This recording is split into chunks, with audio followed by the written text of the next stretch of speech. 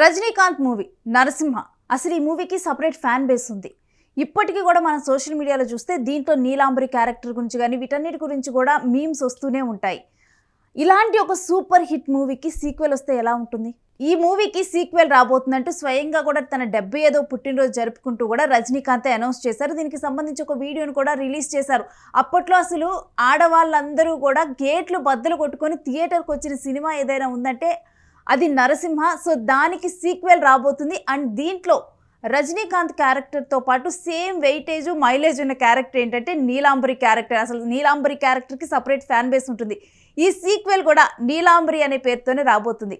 అయితే ఈ క్యారెక్టర్లో అప్పుడు రమ్యకృష్ణ నటించిన విషయం మనందరికీ కూడా తెలిసిందే. కానీ అప్పుడు ఈ క్యారెక్టర్ కోసం రమ్యకృష్ణ కాదంట మొదట అనుకుంది, ఐశ్వర్య రాయ్ అనుకున్నారంట. తను అడిగినప్పుడు తనకు నో చెప్పిందంట. తర్వాత మాధురి దీక్షిత్, ఇలా 4-5 పేర్లు పరిశీలించిన తర్వాత రమ్యకృష్ణ అయితే ఈ క్యారెక్టర్కి న్యాయం చేయగలుగుతుంది అని చెప్పి అన్నారంట. తర్వాత రమ్యకృష్ణ, అసలు ఇప్పుడు రమ్యకృష్ణ అని తప్పితే నీలాంబరి క్యారెక్టర్లో అసలు ఎవరినైనా ఊహించుకోగలమా?